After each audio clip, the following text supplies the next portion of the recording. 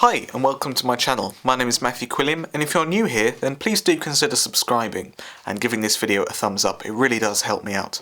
I'm back with the book reviews, this time with another book by John King. Last time we looked at his book The Classical Ukulele, and this time we're looking at famous solos and duets for the ukulele. This one is published by Mel Bay.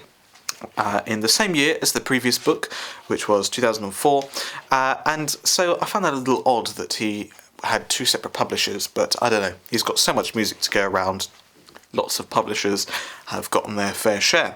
So this book differs from the Classical Ukulele. It's still the same campanella sort of finger style of the other book, but the repertoire and the sort of approach to the music is a little bit different. When I first heard the title Famous Solos and Duets, I genuinely thought it was going to be, really famous classical pieces, and I didn't really see much of a difference between this and the other one. I thought we might have something more akin to Fur Release in this book, or something like the Blue Danube. It turns out, though, that I'm completely wrong, because I haven't heard of a single one of these pieces. Well, actually, I had heard of one of them, but it's clearly famous in a very different part of the world to where I am. I'm in the UK. These pieces are clearly famous in other areas, probably in Hawaii, as lots of these pieces have Hawaiian names and were written by Hawaiian people. In fact, a lot of this music isn't necessarily King's own arrangement or composition, as these pieces are taken from previous ukulele publications, such as Ernest Kai's 1910 Ukulele Method. This piece that you can see I've drawn all over. This piece, Harley, I think I'm pronouncing that half right, that was featured in his original method, and it's such a nice piece that King has included it in here. So I think that's fantastic. It has a lot of historical importance, obviously, and it sort of looks back at what ukulele music used to look like, which I think is really interesting. You kind of got the more sort of historical documentation of this book, and then you've got the classical book, which, yes, the repertoire itself is traditional, but the way in which it's being played, i.e. fingerstyle on the ukulele, that is more progressive. So the only reason I sort of mention the title in this way is that don't be expecting, if you're someone like me who lives in sort of mainland US or mainland UK, Europe, somewhere like that, that the famous element is going to apply to you, unless you're, of course, a connoisseur of Hawaiian music. This is more sort of traditional Hawaiian music, Hawaiian tunes, and things like that. A lot of very well presented music, very well spaced, very crisp, very pleasant to read. That said, though, there's quite a lot of errors in the notation.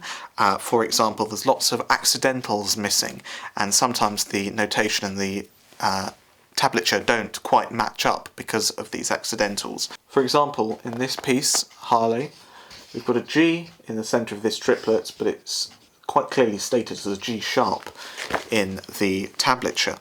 And so I think that's quite poor, to be honest with you, and I think some of these issues carry over from the original publication, but not all of them, so I'm a bit lost for words as to how that's happened. Perhaps in the time that this book was released, maybe it was thought that ukulele players couldn't read music or something. I don't really know, to be honest with you. I find it really odd that there's so many mistakes in this book, such as missing accidentals.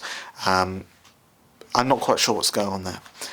But if you can look past that, then this is a really neat collection of music. It's very well put together as well, really high quality, and you've got a CD as well with some really nice high quality recordings played by King himself. You've got some information about him there and some history on the ukulele and some of these pieces as well. Well worth the read. Really interesting stuff, and so you can sort of get a bit of history with this book as well as a great selection of more traditional pieces. So if you're interested in exploring some repertoire that isn't necessarily more common in a Western era, then I'd definitely recommend checking out, ironically, the Famous Pieces book, which I think is the better of the two John King books I've looked at.